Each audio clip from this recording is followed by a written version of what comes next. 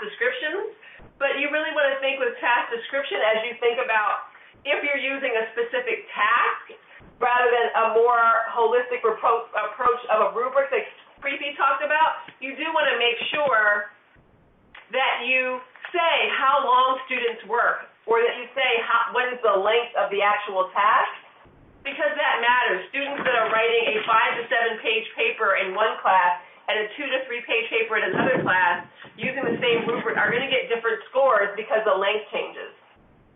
The other piece is teacher directions.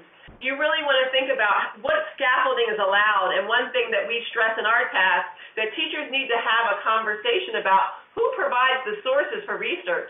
It's a very different level of cognitive complexity to say to students, gather all of your own resources, or to have teachers provide resource packets for students to use. So those are the kind of things we suggest people think about, as well as scoring guidelines, of which there's a sample in the guide that really help people think about how do you interpret the rubric.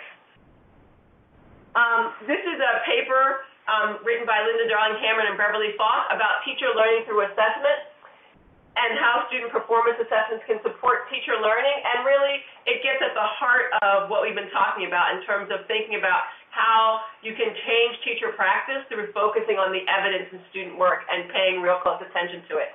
So I'll give you a moment just to read that.